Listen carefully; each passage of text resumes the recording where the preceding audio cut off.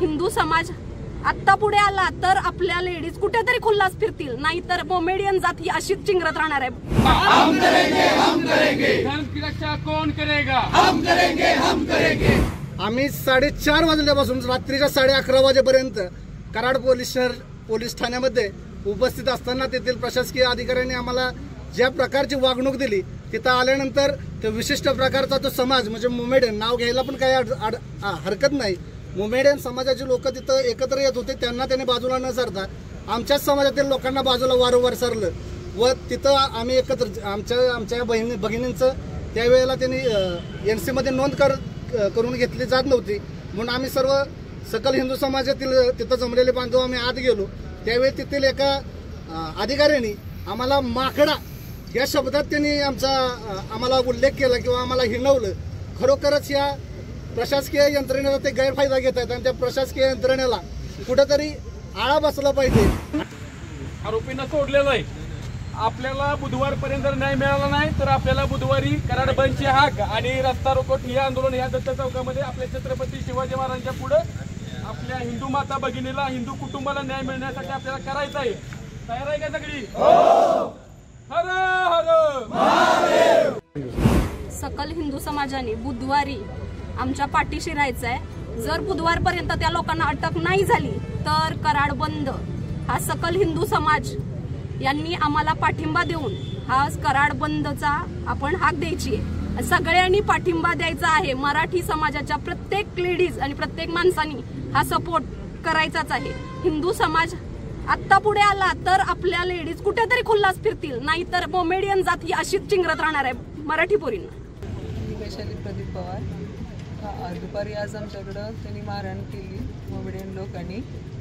हे आमच्या एकटेच होते, ते तिघा चौघांनी येऊन मारहाण केली आणि माझ्यावरती पण हात टाकला। मग आम्ही 4 वाजता पोलीस स्टेशनला आलो। त्यांनी फक्त आम्हाला 4 वाजल्यापासून 11:30 वाजेपर्यंतच बसवून घेतले आणि नुसती NC नोंदवून घेतलेली आहे, त्याच्यापुढे त्यांनी काही केलेलं नाही। आणि शिबिगाळी पण त्यांनी थोडी केली पोलिसांना, त्यांच्यावरती कारवाई झालीच पाहिजे। मला त्याचा न्याय मिळावा।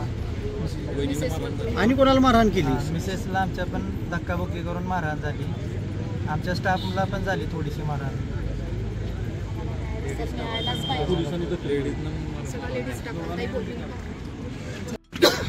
नमस्कार, मी प्रभाकर पवार। या ठिकाणी आपण मागा पाहिलेलं आहे संजय पवार, त्यांचं नाव प्रदीप पवार पण संजय पवार म्हणून आम्ही गावात त्यांना ओळखतो। या इसमाची माहिती थोडक्यात देतो तुम्हाला की देणं गरजेचं आहे की आजपर्यंत एखाद्या लहान मुलांना त्यांना काहीतरी म्हणावं पण त्यांनी कधी त्यांना उलट उत्तर दिलं नाही। आजची परिस्थिती अशी आहे की या महान महापुरुषावर महापुरुष म्हणायची वेळ अशासाठी की एवढं सगळं घडून सुद्धा त्यांनी न्याय मागत असताना प्रशासनाने जे त्यांच्यावरती अन्याय केलेला आहे त्या अन्यायाला वाचा फोडण्यासाठी आम्ही 4:30 वाजल्यापासून रात्रीच्या 11:30 वाजेपर्यंत कराड पोलीस ठाण्यामध्ये उपस्थित असताना तेथील प्रशासकीय अधिकाऱ्यांनी आम्हाला ज्या प्रकारची वागणूक दिली, तिथं आल्यानंतर ते विशिष्ट प्रकारचा तो समाज म्हणजे मोमेडियन नाव घ्यायला पण काही हरकत नाही, मोमेडियन समाजाचे लोक तिथं एकत्र येत होते, त्यांना त्यांनी बाजूला न सरता आमच्याच समाजातील लोकांना बाजूला वारंवार सरलं व तिथं आम्ही एकत्र आमच्या भगिनींचं त्यावेळेला त्यांनी NC मध्ये नोंद करून घेतली जात नव्हती, म्हणून आम्ही सर्व सकल हिंदू समाजातील तिथं जमलेले बांधव आम्ही आत गेलो। त्यावेळी तेथील एका अधिकाऱ्यांनी आम्हाला माकडा या शब्दात त्यांनी आम्हाला उल्लेख केला किंवा आम्हाला हिणवलं। खरोखरच या प्रशासकीय यंत्रणेला ते गैरफायदा घेत आहेत आणि त्या प्रशासकीय यंत्रणेला कुठेतरी आळा बसला पाहिजे आणि त्यांचा जाहीर निषेध सकल हिंदू समाजाच्या वतीनं आम्ही या ठिकाणी उपस्थित असणारे सर्व ग्रामस्थ व चचेगावमधील समस्त ग्रामस्थ व या ठिकाणी कराडमधील उपस्थित असणारे कराड व कराड परिसरातील उपस्थित असणारे सकल हिंदू समाज बांधव यांच्या वतीनं आम्ही या ठिकाणी करत आहोत। आम्हाला फक्त तुम्हाला या ठिकाणी या निमित्ताने एवढंच सांगावं असं वाटतं की जर उद्या या मुस्लिम समाजातील जिहादी वृत्तीच्या हरामखोरांना उद्याच्या उद्या जर अरेस्ट नाही केलं किंवा त्यांच्यावरती कारवाई नाही केली तर बुधवारी सकल हिंदू समाजाच्या वतीनं आम्ही कराड बंदची हाक जाहीरपणे देत आहोत, हे या ठिकाणी या निमित्तानं मी सांगू इच्छितो।